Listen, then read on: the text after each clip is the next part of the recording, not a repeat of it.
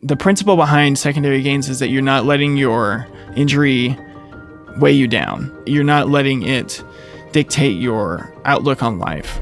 The thing that has stuck out most to me is that there's a huge difference between escaping your injury or escaping your recovery or coming back to your injury because of all these other things that have caused you joy, all these secondary gains. So there's a difference between escape or procrastination and coming back in a healthy way and utilizing these secondary gains to your advantage. With injury, and we feel fear of coming back or anxiety, that's our body just telling us, hey, you felt pain the last time you played this, why are you going back to it? Because secondary gains are determination, they are resolve-based, resiliency-based, rather than the fear-based escape routes.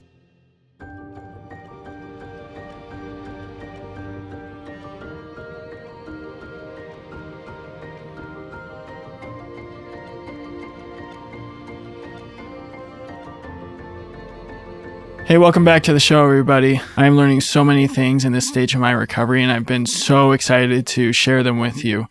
One of those things is that I recently got connected to a mental skills coach who specializes in helping injured athletes recover from their injuries. And when I found out about this person, I could not be more elated because not only does she do what I eventually wanted to start doing for my career, but she also has a podcast, and I've shared this on our social media page recently, that is literally pretty much the exact same format as our show, just under the umbrella of athletics versus musicians. She interviews Olympians, NFL stars, basketball athletes, and so many more different types of athletes, like ultra marathon runners that have gone through injury and how they were able to overcome that. And then she also shares insights through answering questions from her listeners that submit them to her.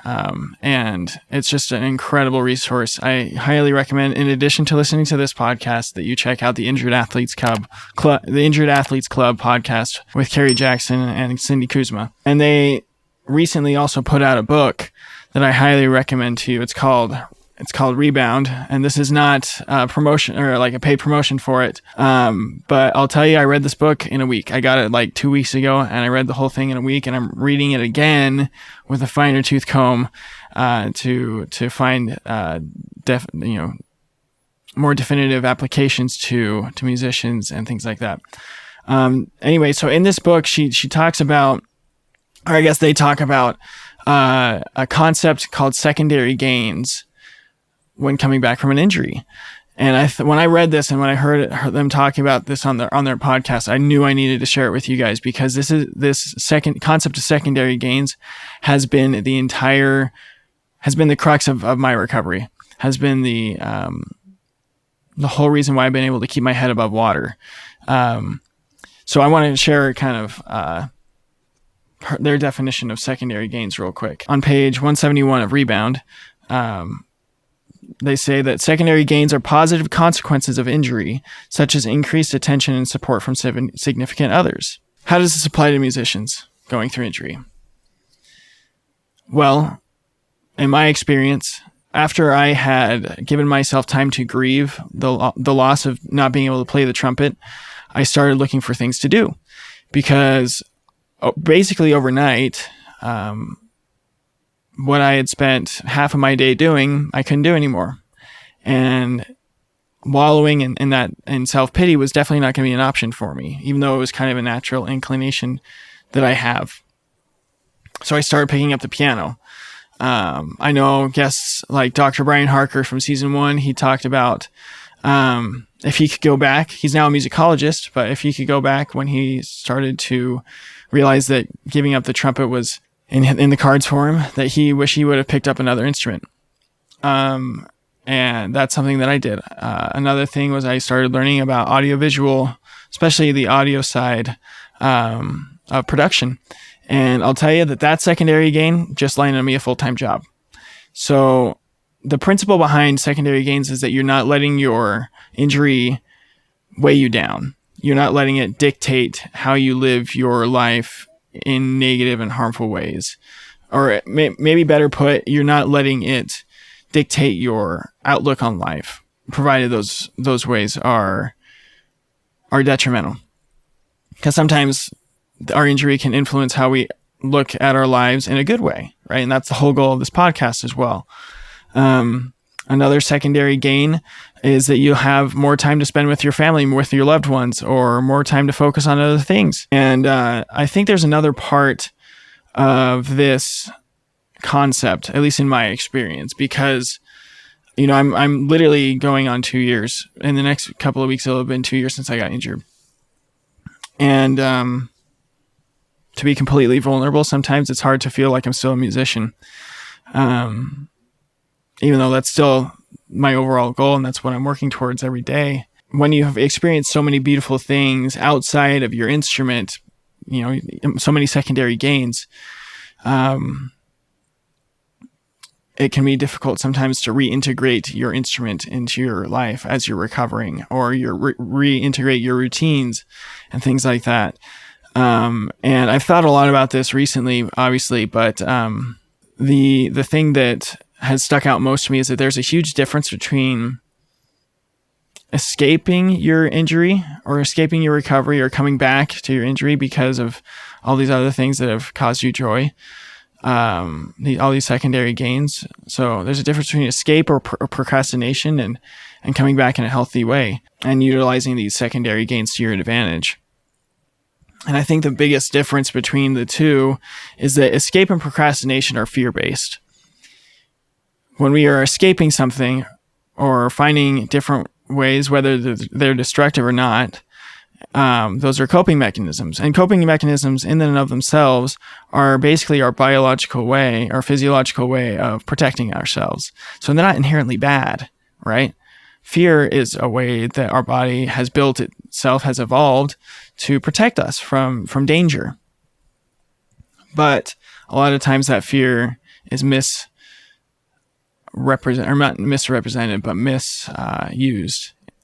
just naturally, evolutionarily, trying to navigate different situations. Sometimes, like with injury, if we're trying to come back to an instrument and we feel fear of coming back or anxiety, that's our body just telling us, hey, you felt pain the last time you played this. Why are you going back to it? And I'm not a psychologist, but this has been my experience and my education, my self-education in this field as I've been going through an injury. That's a really hard and honest conversation you're going to have with yourself. It's like, am I escaping things, or am I procrastinating from doing the things that I need to do to come back, or doing the things that I need to do to move on with my life, for fear of feeling more hurt or isolation or whatever the fear may be? You just take out a piece of paper and really have an honest conversation with yourself about what those fears are. But then you can also, on the flip side of this, use secondary gains to your advantage, because secondary gains in your injury recovery process are determination. They are resolve-based, resiliency-based, rather than the fear-based escape routes. If you are moving through your injury using secondary gains to help you get through them, you're not escaping anything. You are using the tools that you've been given to make a fulfilled life. Remember last season how we talked about how we are all seeking fulfillment rather than happiness, or rather than getting back to our instrument. At the base of everything is fulfillment. And so use those secondary gains, find out what they are. I encourage you to take out a piece of paper and just write down every little thing that brings you joy, every little thing that you can learn, every person that you can grow closer to. We talked a lot about last season about investing in yourself. Secondary gains is that in a nutshell. Secondary gains are the application of that principle. So guys, I'm thinking about you every day. I'm so excited for the things that are coming this season and in following seasons, for this community.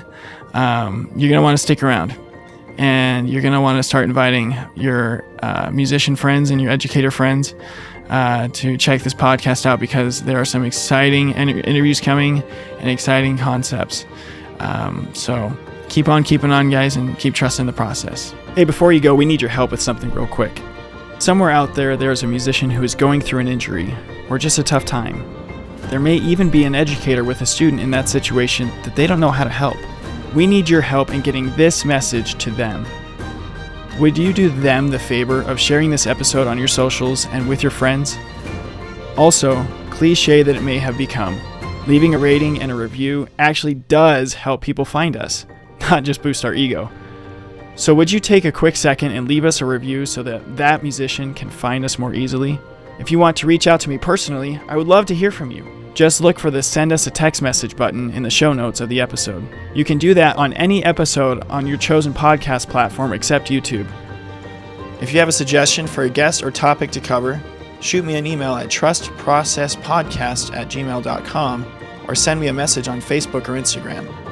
I want to extend another heartfelt thanks to my team, without which this podcast would not be able to happen. Thanks to Daniel Baldwin, our audio engineer, Kevin West, our music and sound effects coordinator, and Dana Lovell, our promotional materials coordinator. So to all of you out there in podcast land, keep on keeping on and trust the process.